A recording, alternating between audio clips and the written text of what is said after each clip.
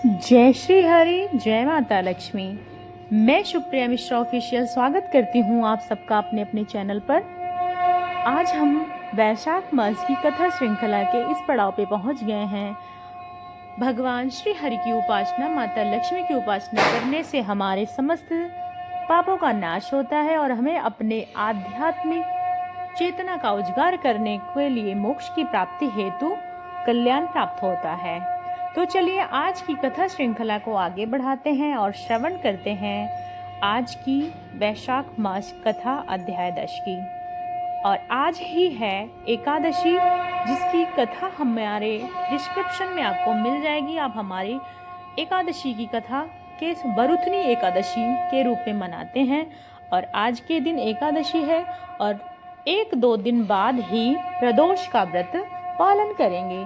तो चलिए कथा को आगे बढ़ाते हैं, श्रवण करते हैं। व्याध ने पूछा, ब्राह्मण, आपने पहले से ही कहा था कि भगवान विष्णु की प्रीति के लिए कल्याणकारी भागवत धर्मों का सभी नियमों का पालन करना चाहिए और किससे भगवान श्री हरि प्रसन्न होते हैं। हे महात्मन, मैं दुर्बुद्धि हूँ, आपका किंकर हूँ, कृपया मुझे यह सभी बातें बताइए।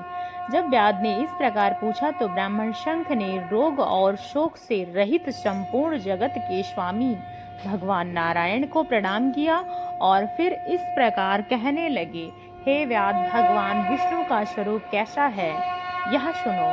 भगवान समस्त शक्तियों के आश्रय, संपूर्ण गुणों के निधि और सबके ईश्वर हैं। हे निर्गुण, सगुण, निष्फल और अनंत हैं। सतचित और आनंद यही उनका स्वरूप है, जो अखिल चराचर जगत में अपने अधीश्वर और आश्रय के साथ नियत रूप से जिसके वश में स्थित हैं, जिससे इसकी उत्पत्ति, पालन, संहार और नियमन सब कुछ है।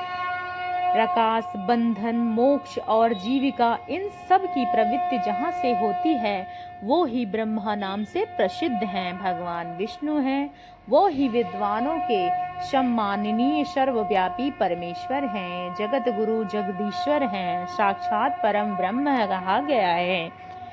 वेद शास्त्र, समृद्ध पुराण, इतिहास, पंचरात्र और महाभारत सभी विष्णु स्वरूप हैं। विष्णु के ही प्रतिपादक, उन्हीं के द्वारा महाविष्णु जानने योग्य हैं।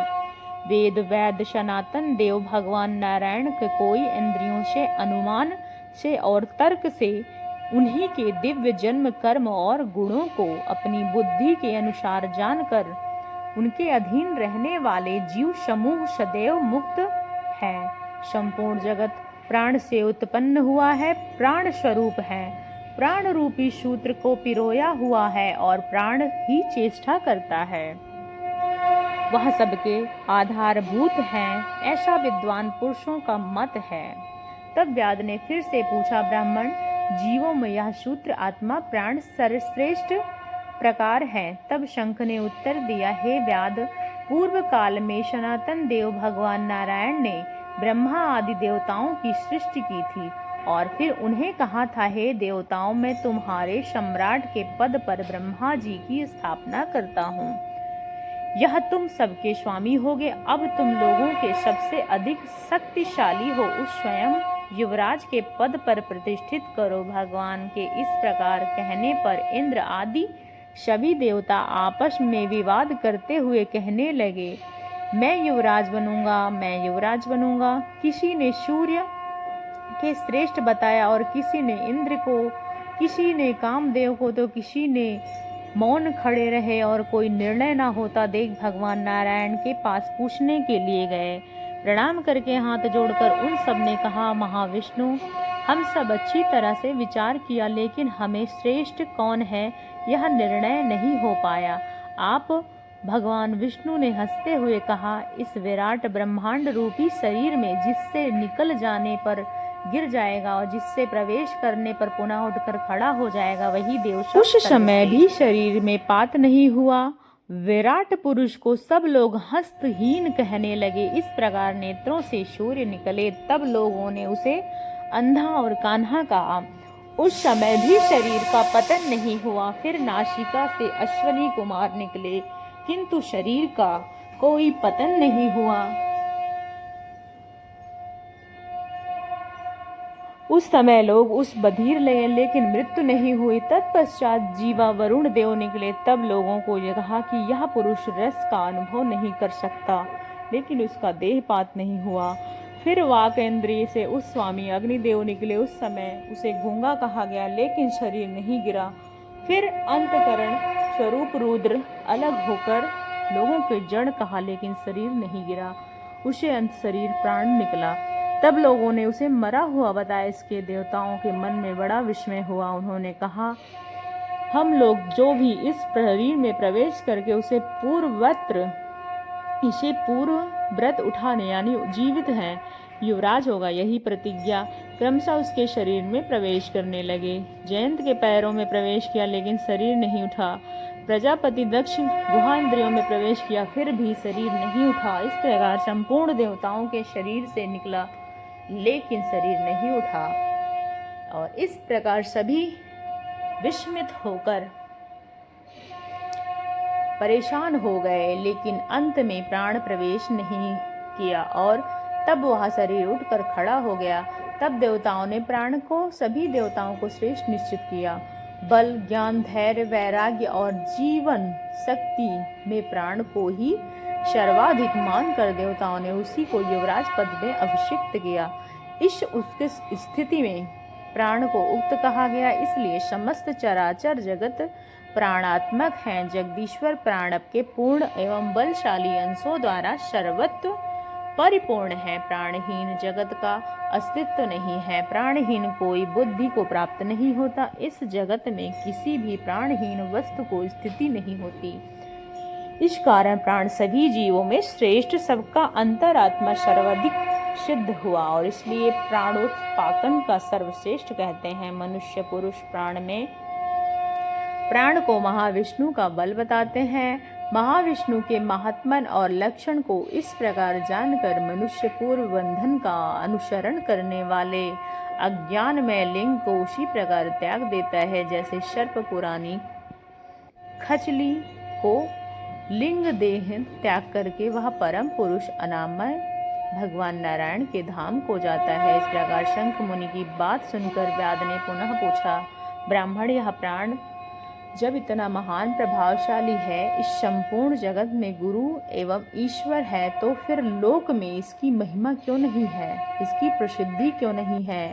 यह सुनकर ऋषि शंख ने कहा, हे व्याध, बहुत पहले की बात है। प्राण अश्वमेध यज्ञों द्वारा अनामय भगवान नारायण का यज्ञ करने के लिए गंगा के तट पर गया था।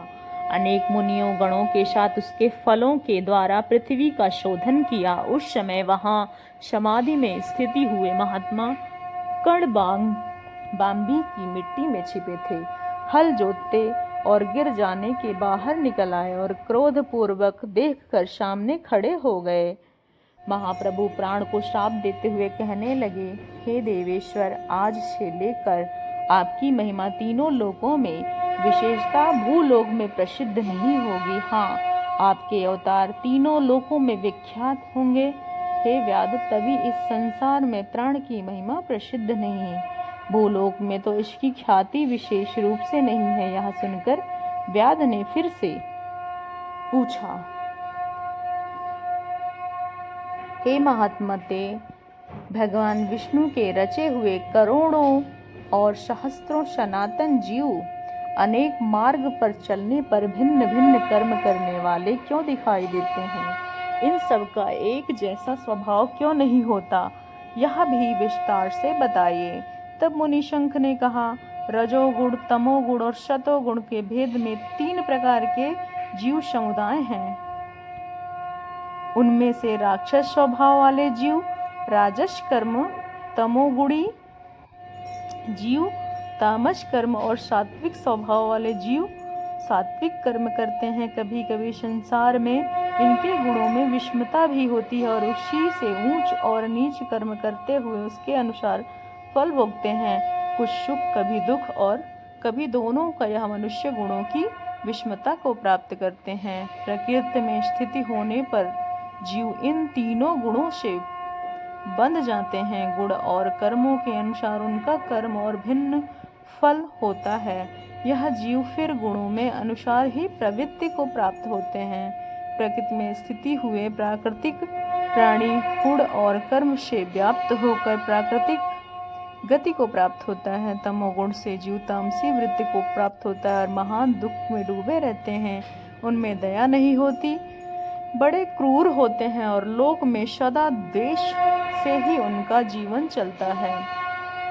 राक्षस और पिशाच आदि तमोगुणी जीव हैं जो तामसी गति को प्राप्त करते हैं। फिर आते हैं राजसी। राज लोगों के बुद्धि मिश्रित होती है।